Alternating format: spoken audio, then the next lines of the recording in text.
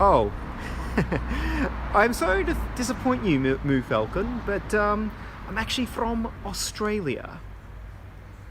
So I'm going to really be disappointing you there. I'll do a full introduction in just a little bit, but I am Australian, but I've been living here for 8 years. You're from Germany. What part of Germany? Oh, I like the fact you're happy I'm Australian. And just so you know, by the time the tour actually is on the way, it's going to be pretty dark. So... Oh, come on, Moo. Oh, hold on. That's weird.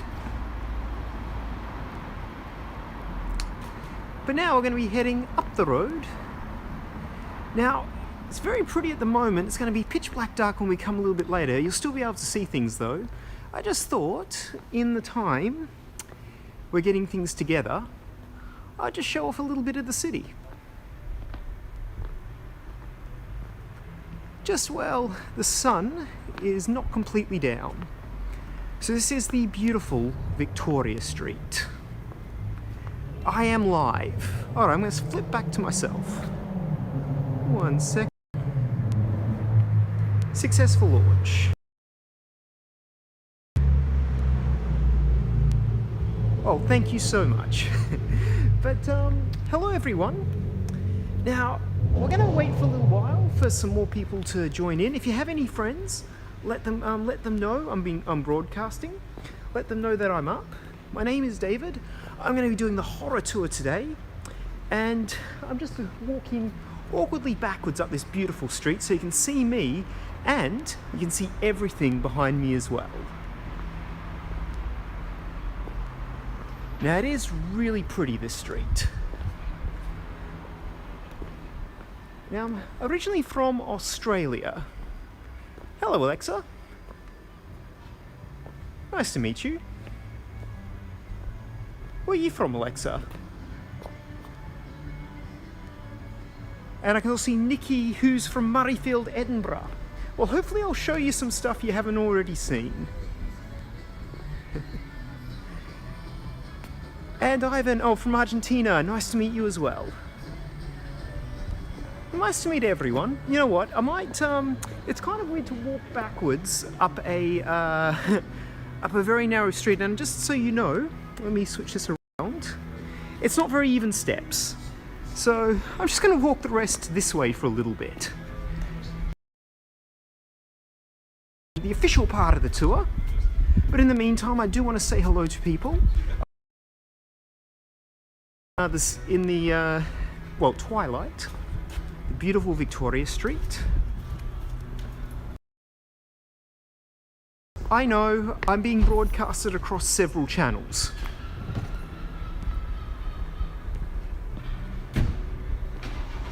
This is how it works. This is a tour for SANDEMANs. Yeah, but you're welcome to watch. You're completely welcome to watch. We're going to continue walking up. And who else do we have coming along? Also, if you have any friends, do let them know. You know, I'm going to go back to me. I'm slightly prettier than all the work, all the construction work you just saw there. Hopefully I am. I go past.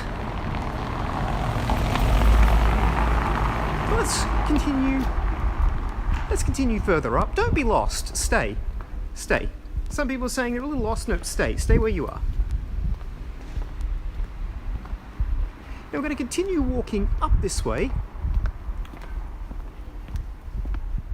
And for those of you who have not know me, do not know me, can you guess what my accent is? For the people who are just coming on.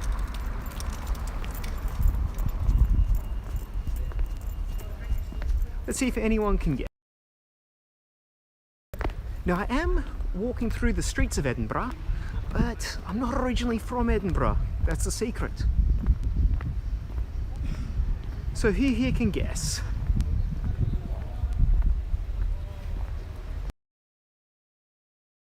Hello, if I say your name wrong. It's a little dark right now. It's also very, very cold. Hopefully I'm going to be able to get some light on my face so you can all see me. No pressure. Okay. Nikki is Edinburgh born and bred. Ooh. Go off this beautiful city.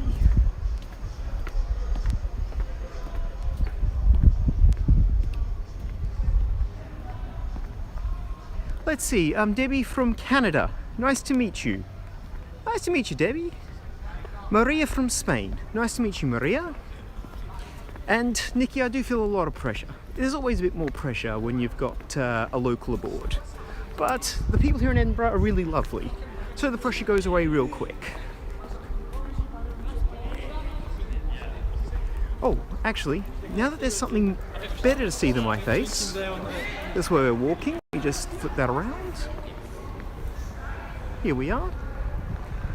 St Giles Cathedral. Little preview.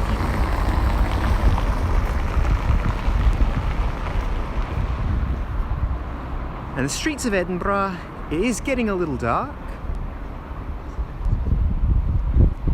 Now for the people who are on Facebook, can you consider going over to YouTube? Apparently it's a little bit better if you're all in one channel. Now it's up to you, but it'd be great. That way you can all talk to each other. One thing I do encourage, which is a bit different from when I'm standing there and I have to talk and people talk and they have to listen. I love it when people talk amongst themselves. You see, when this is all over, I'm going to be reading the comments. I want to see what people are talking about. So do listen to me, but also take the opportunity to say hello to the other people in the chat. And it'd be great if you're all in just one channel. But let's go a bit further down. About to get things started. Hi Nadia. Nice to meet you. Georgia. I don't think I could say, okay.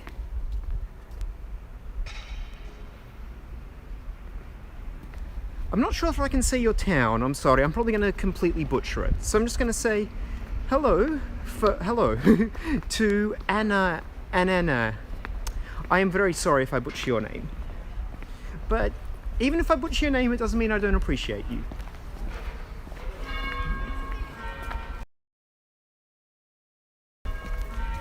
Hello Diane from California. Now it's really starting to get dark, which is brilliant because this is going to be a horror tour. Yeah, I'm going to be subjected to some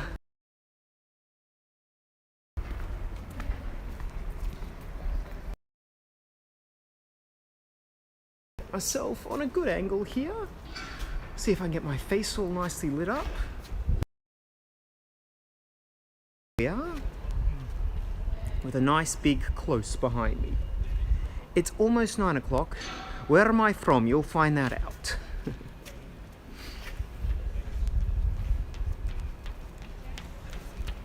So we'll give it just a minute or so. Again, if you have any friends who want to join, jump aboard.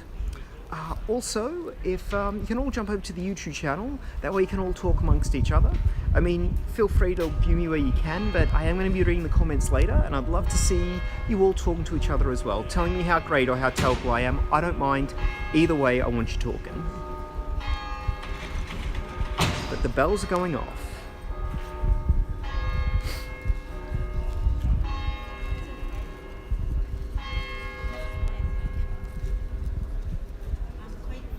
Hello everyone. Now welcome to Edinburgh's Ghosts, Murderers and Monsters. Now I'm going to be your guide today. My name is David and I'm originally from Australia. Now I've been a tour guide here in Edinburgh since 2013, so for quite a while. Now I came here to Edinburgh after I finished my degrees in performing arts acting. I had a choice. Do I be an actor or do I be a detective? And I thought, you know what? I'm going to do something a little bit different first. Now, I decided to do a European trip. I loved it, loved Europe, but I ran out of money. So I came here to Edinburgh and I got myself a job as a tour guide, and I loved being a tour guide. As I said, I did performing arts acting, so I love to perform in front of people. I was first just a general history tour guide, then I became a horror tour guide, then I became a castle tour guide, and finally a Harry Potter tour guide. Also an Arthur's Seat tour guide as well. I loved it all, but in the back of my mind, I always thought I was going to go back to Australia. Then I met a woman. I fell in love, I got married. This is a horror tour, I got stuck here. But I still love Edinburgh, I still love my job, and I still love my wife. They're the main things. But my job kind of changed. You see, suddenly the world changed last year. I could no longer take people around in big groups. I was also locked into where I was staying. I couldn't move too far. So I started creating virtual tours. Now I have a virtual Harry Potter tour. I do that from home. I also have a virtual horror tour. That's a very recent one. It's a combination of a historic horror tour and a video game. And I was having a lot of fun with all that sort of stuff. But now things are opening up again. I can walk around the streets. Things, the world is starting to slowly turn back. And so this is my time to actually walk out with a gimbal, walk around the streets and actually show off the beautiful city of Edinburgh, but still in this virtual format. That way, from the company of your own homes, and also watch me walk around some of the dark and haunted streets and have a laugh at me when I get scared. I consider myself a brave person, but walking into places by yourself at night sometimes can get you quite scared. So if you do hear me getting worried, don't worry, I am actually going to be fine. I'll be fine the entire way through, no matter how much I start asking for my mother and all that sort of stuff. Now, another thing is, it has been a very tough time, considering, my main job is tourism. So what you'll find that my PayPal is in the chat. You can also find links to my other experiences that I do, and you can also find a link to my website. So if you do like this tour, I do say pay what you feel at the end. But what I'd also really appreciate is if you guys just talk to me. I really need people to talk to me as this tour goes on. I might be telling stories, so to get to your comment during this tour. I am going to go back through and have a look at all the comments, and hopefully I'll get to respond to you afterwards if I don't respond to you here. But to start things off, let me just flip things around a little bit. Now we are on the beautiful streets of Edinburgh. Now this used to be a walled-in city. Now I'm sorry I have to show off a bit of construction, there's some construction going on, but when it was walled in, going back to 1517, they decided to tax people every time they tried to leave.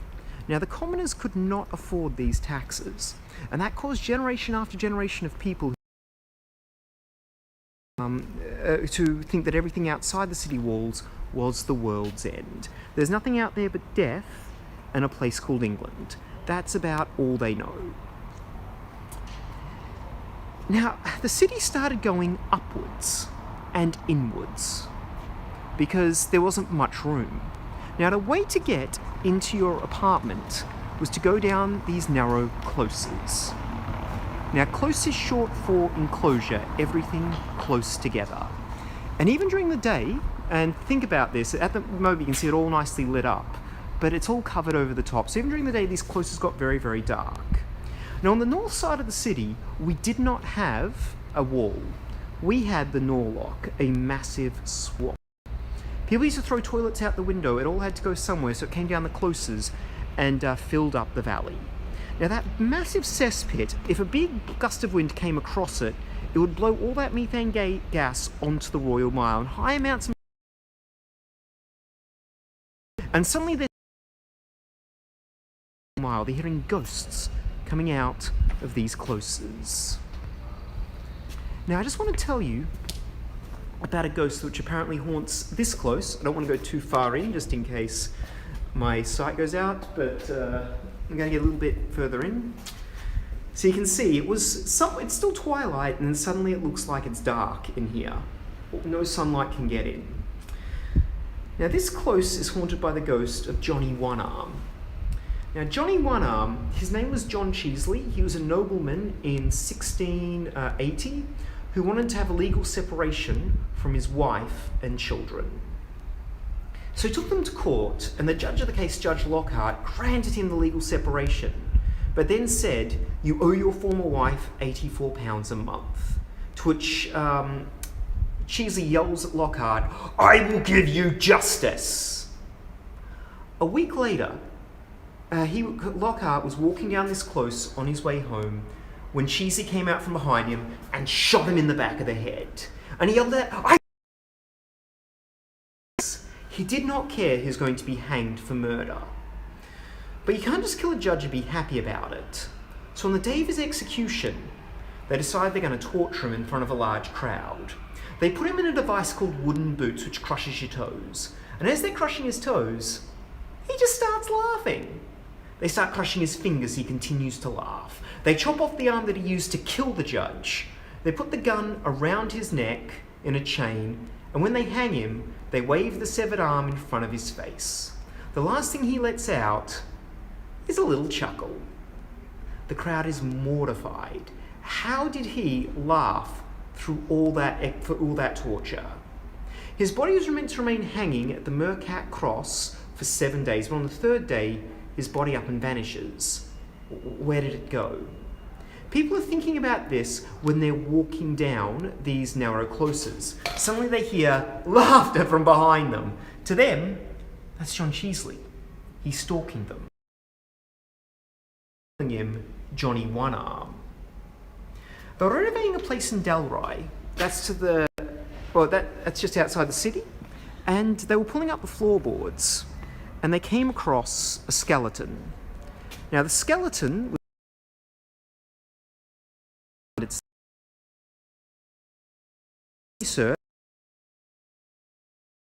lived there.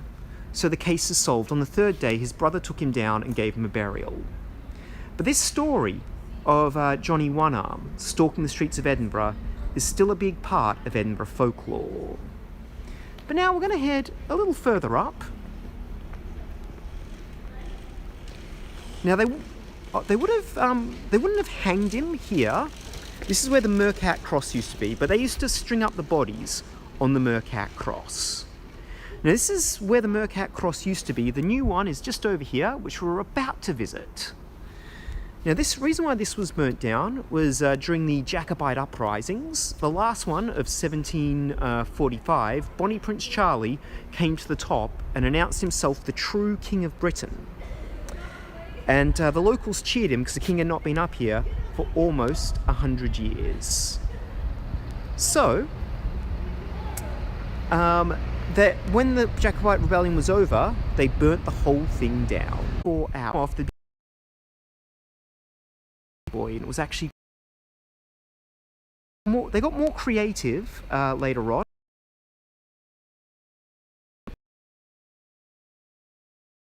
King, they'd nail you through the tongue.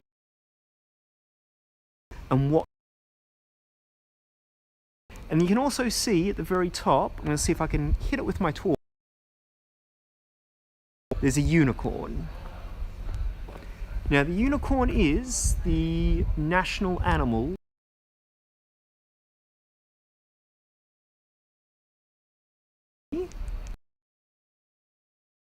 There's less people. As the time goes on, the lag will be a little bit better. But let's head around.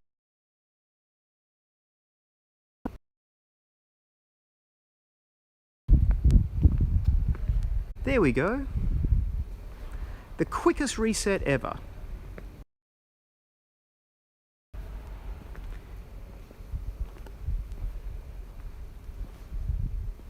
Okay. Everything should be all together.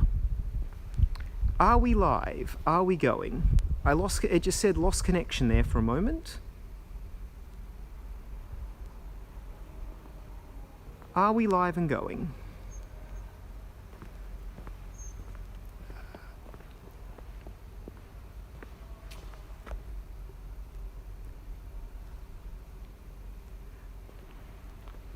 Okay.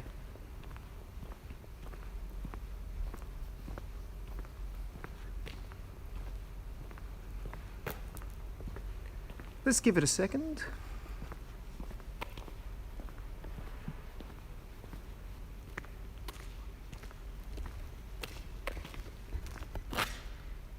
Are people here?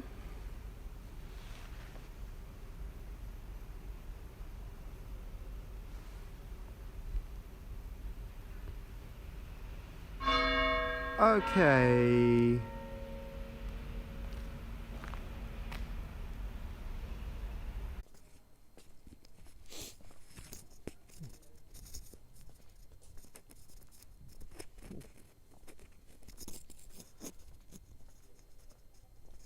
Sure. Let me know.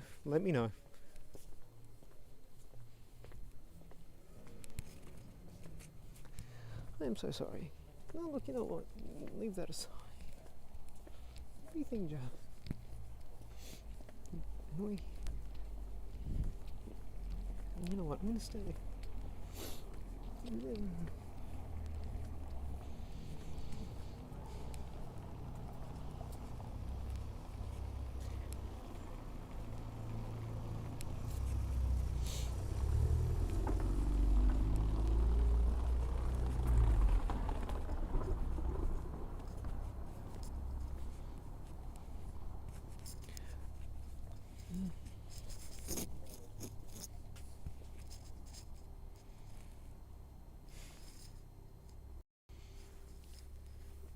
I'm really sorry.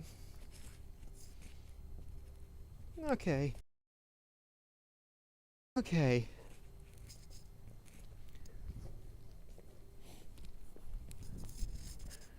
All right.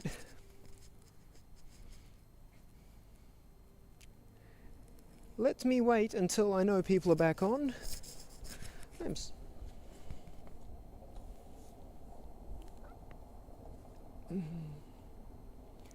Technical test.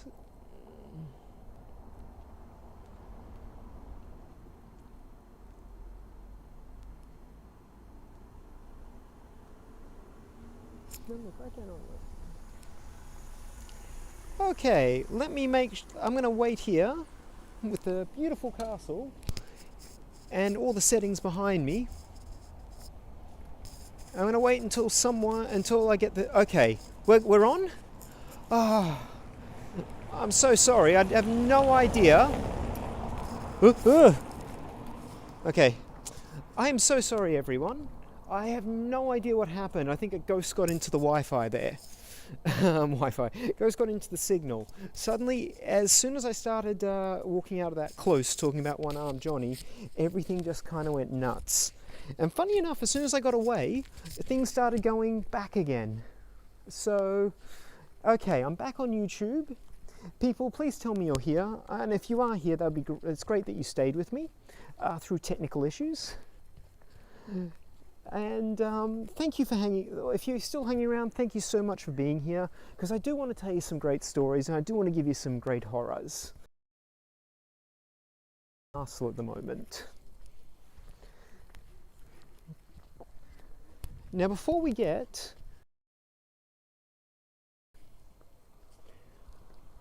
I just want to tell you a quick story with this really nice backdrop here. Edinburgh is a pretty city, but I want to tell you about a woman with a very tough job. Now, this lady was called Miss McKinnon.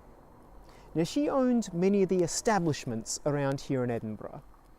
Now, I like to always talk about her right near the castle because quite often it was the royal family members who had a lot of funds with the establishments. And by establishment I mean, brothels. Those brothels. Now, Miss McKinnon, she owned 3 brothels around Edinburgh.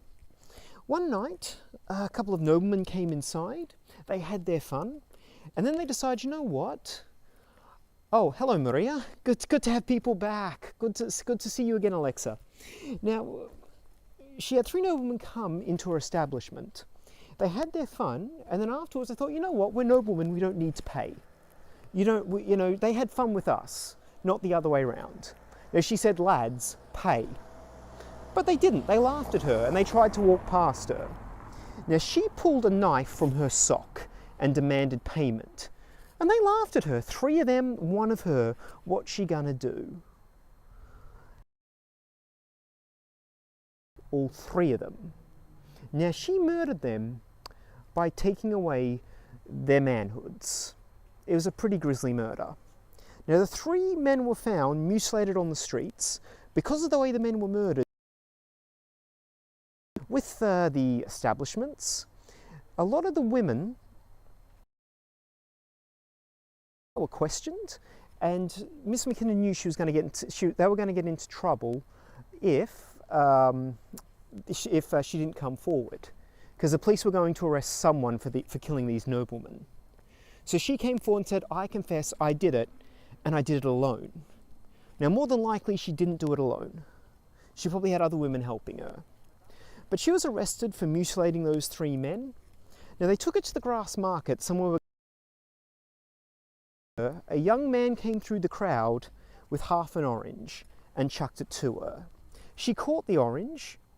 He had the other half, and when they dropped her, they both bit into the orange at the same time. That was to symbolize their final kiss. Because that mysterious man was her lover. And that was their final kiss, both kissing into the orange. But now, we've got you here. Thank you so much. Guys, thank you so much for staying with me. I know there was technical issues. I also want to say there is a full moon tonight, which might be disturbing things. It looks like a big light in the sky. I also want to point out, ghost interference, something's interfering, the George Heriot School. Now we hopefully will get a little bit closer to it later on, but you do get a nice view from the esplanade. Now the George Heriot School, J.K. Rowling in her mind picked it up and put it on Edinburgh Castle. And that's what it looked like. Just so you know, she wrote the first 2 books here and the last book here as well. And parts of the books in the middle, but she was a billionaire. But on to the horrible stuff. Well, talking about horrible, the last season of Game of Thrones. Now the reason why I'm bringing up Game of Thrones is you can see the round building, it's going to look completely useless with my finger, but just there, that round building, tower, which was 3 times taller. Now that was built in 1390 and it came down to the Lang Siege of 1573. But according to George R.R. Martin, it had sky cells, prison cells that are open to the cliff face. So you can either open your cell, so you can either wait out your sentence or walk out your cell and commit suicide, just like Tyrion in that cell. Now that's what George R.R. Martin said. I actually did some research, found 0 evidence that ever happened, but George said it. I am a Game of Thrones fan, so I'm going to run with it. But now we get to Edinburgh Castle. Let's get... So I want to tell you about a dinner which took place here. And I'm extremely happy to see you as well. I'm extremely happy to have you all back. Let's just flip things around.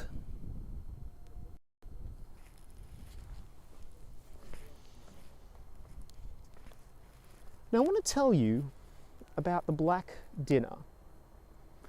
Now, maybe I need to get a bit closer so you can actually see my face. You can look, by the way, at night you can walk all the way up to Edinburgh Castle, all the way up to the entrance. Now I want to tell you about the Black Dinner. Now this took place in 1440, but it really started earlier than that, in 1437, when King James I was assassinated while sitting on the toilet. Now after his assassination, his 9-year-old son has to come to power. He's not old enough to rule. He needs a regent, someone to rule in his place. He needs to be at least 16 years old. So the governor of Edinburgh Castle thinks, you know what, I'm going to be the regent. Now him and his men go to Perth, kidnap the 9-year-old king, and get him down to Edinburgh as the new capital of Scotland.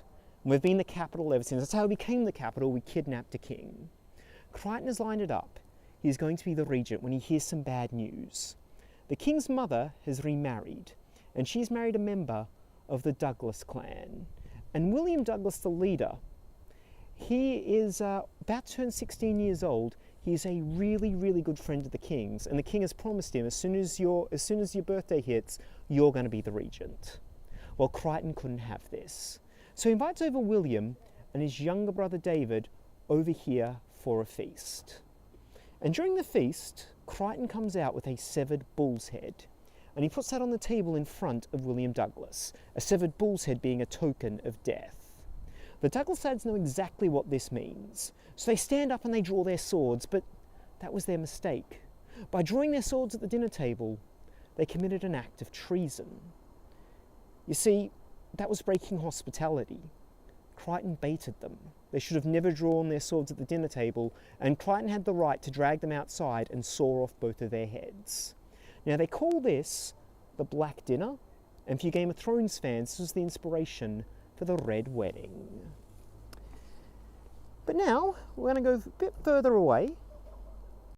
I'm going to walk a little bit backwards to show off a bit more of the castle, because I also want to tell you about the Witch of Edinburgh Castle, and talk a little bit about the Scottish witch trials. Now, the witch trials, there's quite a few cars coming up. I'm going to try the best I can to cover the mic. But the Scottish witch trials, they started up there's three major ones. There was the one in 1590, and then, there was one in 1520, then in 1590, then in 1560, then in 1590. I'm getting a bit distracted. There's cars actually all driving towards me at the moment. So I'm kind of walking backwards towards cars. But anyway, the reason why the witch trials started is because the kings needed excuses. A lot of people keep mentioning getting killed on the toilet. A lot of kings were killed on the toilet back then. It's one of the few places you don't have your men standing around you. Now, the main reason why the kings are starting witch trials is because they need an excuse to go to war. You see, the best way to prove yourself as a king back then is to start a war with someone and win. So you have to pick a fight with someone you know you're going to beat. So why not pick on women? Why not pick on Satan himself? And say, I'm going to take on Satan, I'm going to take on the devil by burning his brides. Now, this is my personal take. If you see, whenever the witch trials started, it was always a king needing to prove themselves. Now, there was a lady called Janet Douglas, another Douglas, who married the Earl of Glamis in 1528. This is during the reign of James V, and James V doesn't like two things, and that is women and Douglases, and she was both. Now, when her first husband died, he accused her of poisoning him. There wasn't enough evidence, so instead he accused her of being a witch, brought her here to the dungeons of Edinburgh Castle, and didn't torture her, but instead tortured her son in the cell next door. That was until she confessed. Now, she was burnt out here. I'm walking backwards. It would have been in front of the castle where they burnt her. And James yelled out, "Finally, I have justice." Now, it wasn't until after her death she became the Witch of Edinburgh Castle. You see, James then claimed she was being haunted. He was being haunted by her. And royal family members have said to have encountered this Witch of Edinburgh Castle, Janet Douglas. So in death, well, basically she took her role. But now we're going to walk forward. So Shannon, it's once you've shared bread and salt, you can't attack at the dinner. I'm not 100% sure on that. That is a Game of Thrones. Though I believe so. I heard you've got to start wining and dining them. So I'm guessing it is, just as soon as you start feeding them, they are your guest.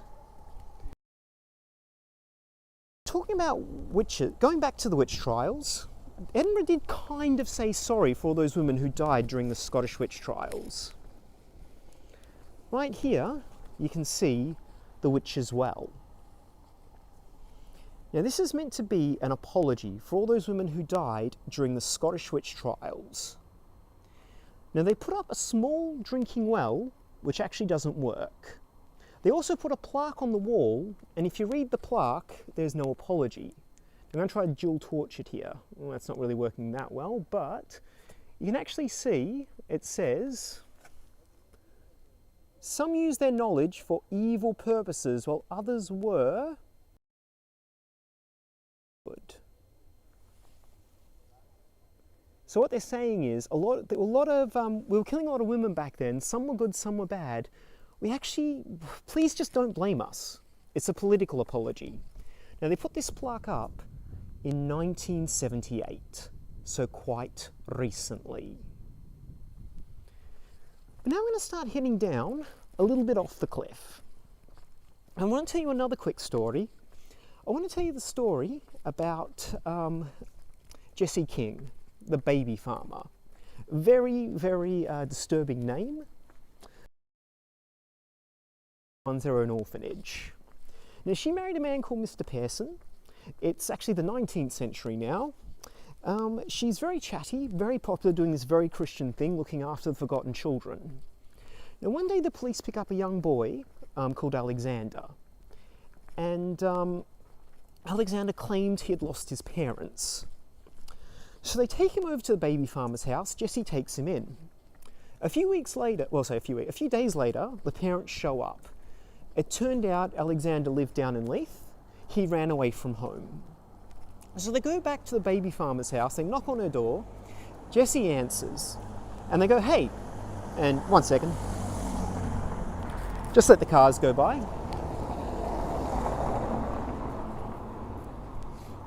They go, we need Alexander back. Turns out he just ran away from home. Now immediately, Jesse froze and started to shake. The police pushed their way inside. Now, they think they're going to find children everywhere, but instead they found two little girls scrubbing the floor like slaves. They went down to the basement and they found jar after jar of children's body parts. You see, this is what Jessie was doing. Every time she took in a new kid, she would take that child over to the city council, get that kid's name added to a list, and the more names on the list, the more money she got from the city council. Then she'd take them to the local churches. I'm just going to run across the road here, it's going to be a bit loud. Then she'd take them to the local churches and get money from the collection plates. And when she had all the money she could, she'd take them home, murder them, and chop up the children. That way, there's no body to be traced back to her. Now, she was arrested. She was immediately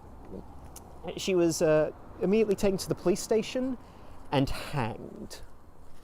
Then they buried her in an unmarked grave in the cemetery we're going to walk through in just a bit. Now, they did interview her husband about this, Mr. Pearson, and he goes, I always thought there was something funny about my wife, though she was never charged. So he was never charged, even though more than likely, well, he was in on it. But now we're going to the beautiful Victoria Street. And yes, definitely haunted gimbal and phone. Yes, my gimbal is a little bit. But now, I want to show off this street. Hello. Oh yeah, I'm at work. Now, every shop on this street is actually painted a different colour. It's meant to represent what this shop sells. Now, at night, people have claimed to hear a ghostly cart coming down this street. Now, that's said to be the cart of Thomas Weary. Thomas Weary was a major in 1650. He retired from service and he came to live here on Victoria Street / West Bow. You can see it actually changed his names just over there. And he came to live here with his elderly sister. Now he used to go to church every day. He was a pillar of the community, but no, he never let anyone inside his apartment. Now he used to live right here. Oh, it's a bit dark at the moment. Let me just give it a second for it to light up. He used to live right here where the Caddies and Witchery Tours is today. Now, he's at the back of the church. He got up and said, I confess, I'm in league with Satan, and I'm having an affair with my sister.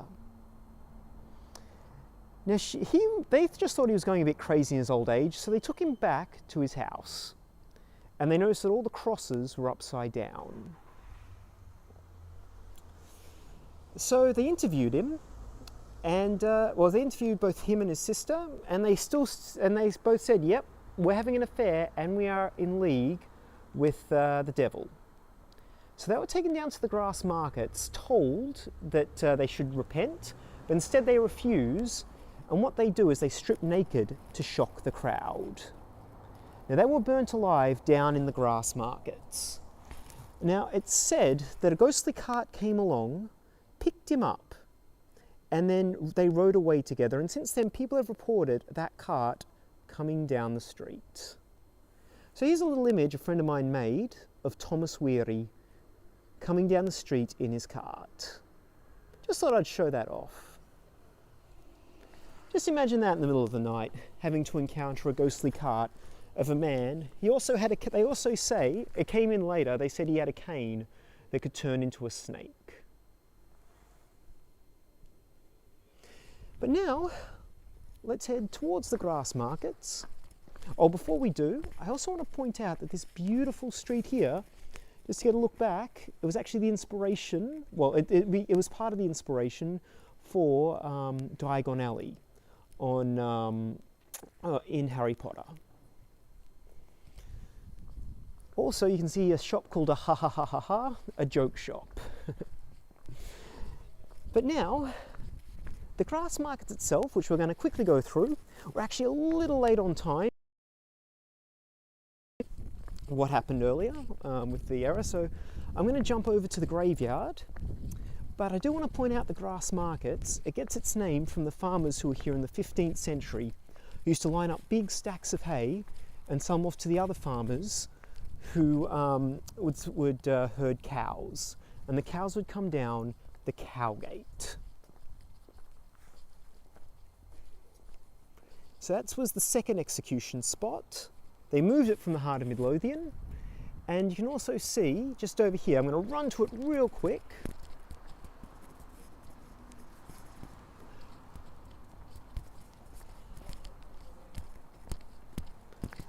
Right here you can see the last drop. That's where they took convicted criminals for their last drink, before they had their last drop.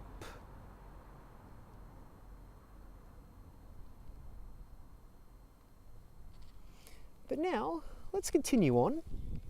And what we're going to do is we're going to head into a graveyard.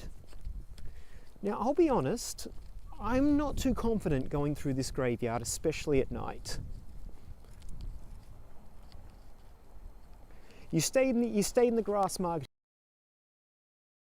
just felt sorry for people who had rooms in the Grassmarkets, especially in August time.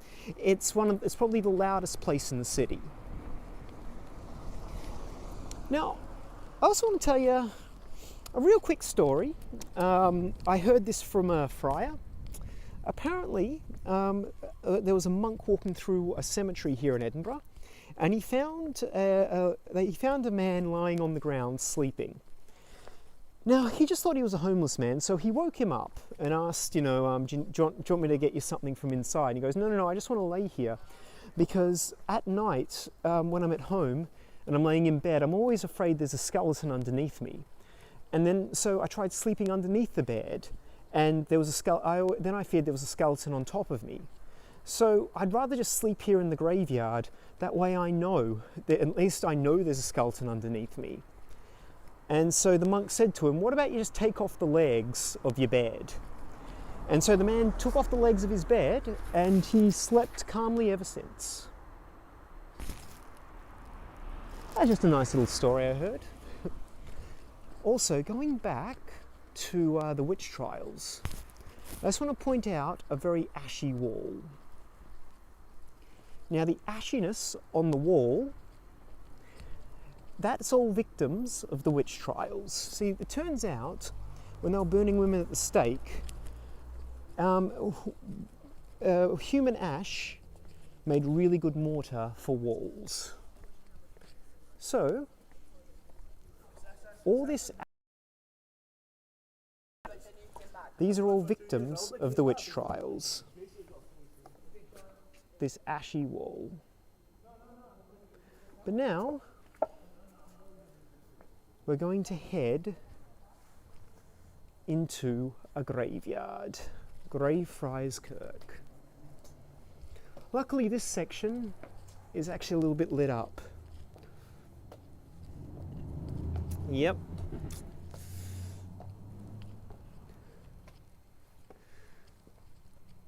Now it's kind of weird, whenever I get into this graveyard it always looks like the sky gets a little bit redder. I can't really explain why. Now at least this section here, I always feel a little bit more confident because it's lit up. But obviously that's not what you're here for. You want to hear some of the darker stuff. Well, as pretty as this looks, we're actually walking upon layer after layer of dead bodies. You see, they used to bury the bodies 6 foot deep into the ground here until it got full. Then they buried them 4 foot deep. Then they buried them 2 foot deep. Then they just sort of stuffed them in the best they could. Nowadays we call it the Edinburgh lasagna.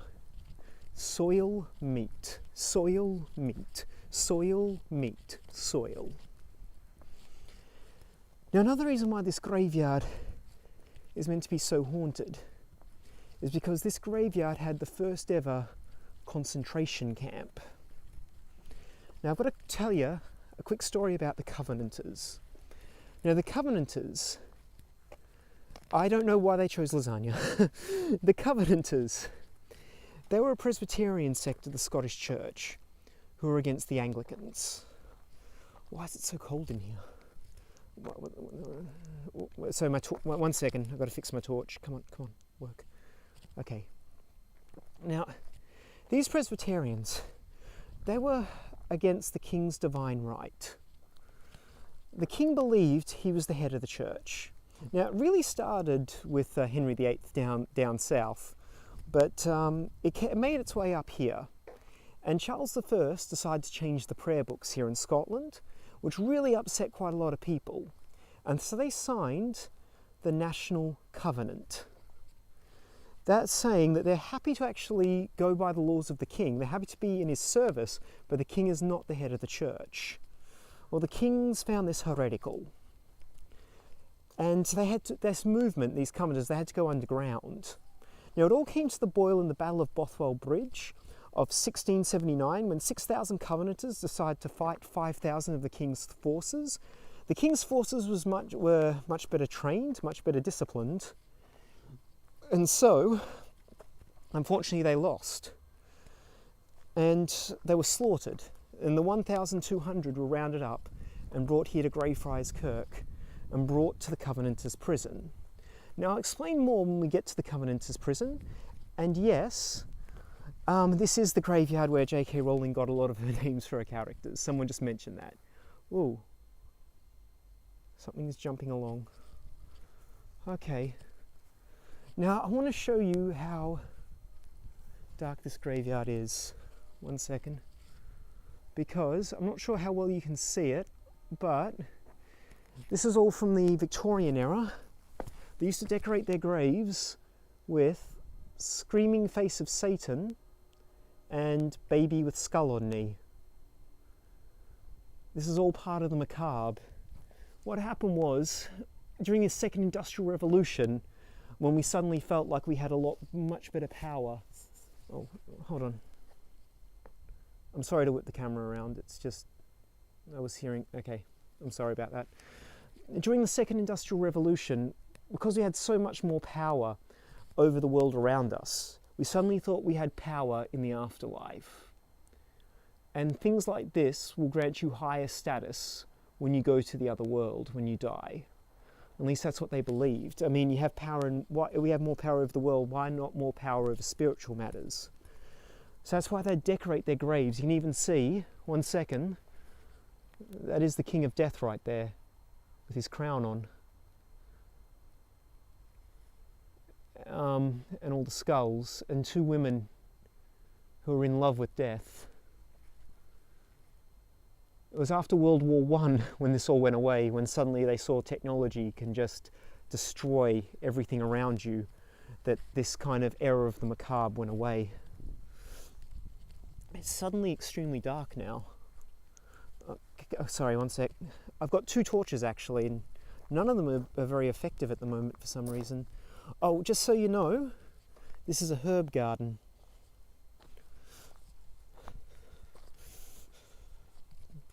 Now this herb garden, apparently herbs grown in a graveyard taste really, really nice. I'm wondering what's flavouring those herbs. Are people still with me? I don't really want to be in here alone. Are people still with me?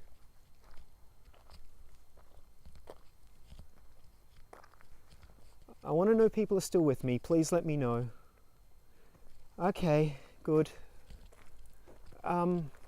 People on the other... Okay, that's good. That's good. But now we're heading to one of the most haunted sections, the Covenanters' prison, where they stored the Covenanters I mentioned earlier. And it's not meant to be this dark in here. And I'm even surprised there's no one walking about. I was thinking maybe there'd be some random people just sometimes cruising through. Looks like I'm doing this alone. Now, oh, by the way, for the rich people, they get mausoleums. That's to keep out Bodysnatchers. Many used to break into cemeteries at night, dig up the recently deceased to sell to the medical school. The medical school, they needed more dead bodies for practice, but no good Christian was going to, give up their body to science. So had to rely on men known as Bodysnatchers, who would break into cemeteries at night, dig up the recently deceased and sell them for about £7, which was about 5 months' wage back then. I'll get into more into the Covenanters in a little bit, but right here is where they kept the Covenanters prison. Now they were looked over by George Mackenzie, the Lord Advocate. Now he demanded complete silence from them. They would lay face first in the mud for at least 3 or 4 hours every day, and they would. Don't scare me like that, Kristen. Now they would say, I'm sorry for whipping the camera like that. I'm so sorry. Sorry. When they would lay face first in the mud, if they moved or made a sound, they wouldn't kill the person, they'd kill the people either side of them. So you're responsible for your neighbour's life. Out of the 1,200 Covenanters brought here, only 400 of them survived. So world's first ever concentration camp. Out of respect, they chain this up. And George Mackenzie, he still looks over this graveyard. You see, just over here is the Black Mausoleum. Let me just find it.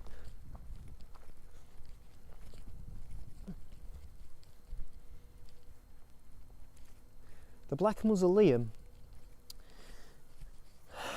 George Mackenzie was buried here, and as a rite of passage, school children will sometimes come up and try to look inside, because apparently the whole graveyard, I'm going to go around really slowly, this whole graveyard is haunted by the Mackenzie poltergeist. Apparently George does love to attack people, and let's see if we can look inside. Why can't I see anything? Okay, we can just make out something. Okay. I'm not sure if you can see much. George, if you're here, I mean no disrespect. There's no such thing as ghosts. No such thing as ghosts. No such thing as ghosts. Okay. Now, last thing I want to talk about, I know we're going a little bit late, is I want to talk about the man who tried to exorcise all the spirits here. A man called Colin Grant. Now he came here in 1999, the head of the Spiritual Society here in Edinburgh, and he brought with him a torch and a journalist from the Scotsman's newspaper, a torchlight, a candle, and he did his exorcism just over here. Now, he wanted to free all the spirits inside. Now, let me just get up a photo on screen of Colin.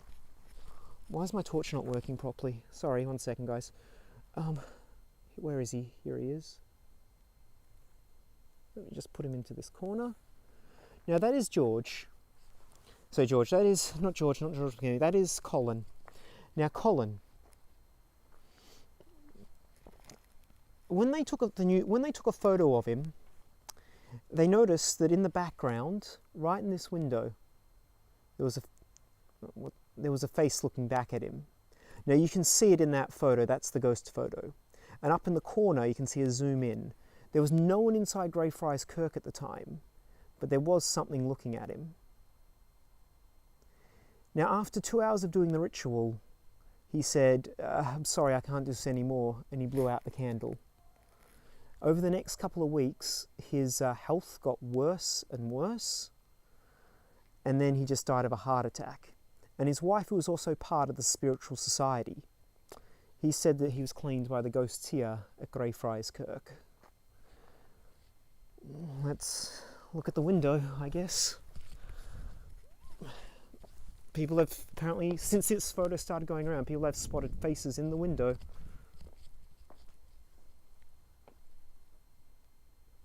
Oh, okay, that's just a statue.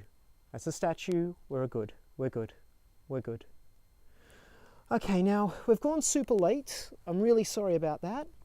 So I am going to conclude it here. I don't want this to go for too long. So I'm going to turn this around the torch into my face, and I'm going to do my final. Not my final goodbye. I don't want to say final goodbye. You know what I mean. I want to do my goodbye to everyone who's been so patient. Let me just swish this around. Okay, let me turn this down just so it's not too bright. There we are.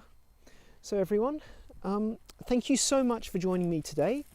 If you really did like this tour, and I'm sorry about all the lag, and especially towards the end, me just sort of getting a little bit flustered with being in a graveyard. If you really did, please look out for my links. Follow me on Instagram. Follow me on my my Facebook page. And if you really did like it, I would really appreciate if you can help me out by maybe leaving me a tip. There will also be a there'll be my PayPal in the description, which you can check out. And I am going to go back and look through all the comments. I do know that things went a little haywire halfway through. So I promise you one thing, to all the people here on the stream, I will be back. I'll be back with a better connection and with even more stories. I do feel like I had to cut a few out just to sort of save time. And I did go a little over time because I'm really scared in this graveyard. But everyone, thank you so much for coming. I'm going to give it a few minutes. Just leave your comments, leave your thank you. And also, I can go, okay, also, what was I going to say? I'm going to read your comments later, and you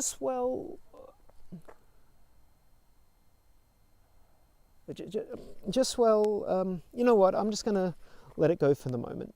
I'm just going to let it go for now, and hopefully I'll come back and see me again, and yes, I will walk through this graveyard again, for you. For all of you, because I feel I owe it to you.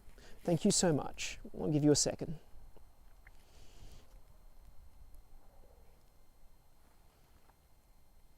Let me just flip it around. Okay, let me get this. Okay.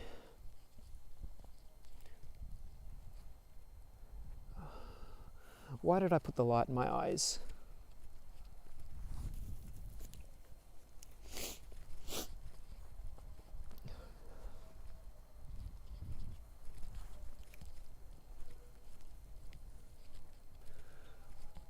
Okay. Why is it so cold in here?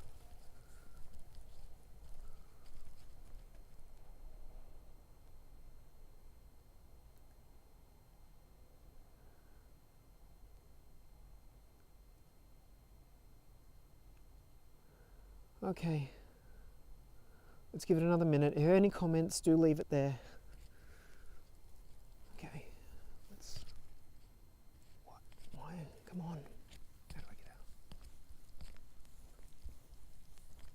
Why is the automatic lights not... Okay. Why is the lights not... Okay. Okay. Come on, light. Why are you not switching on? Come on, auto lights.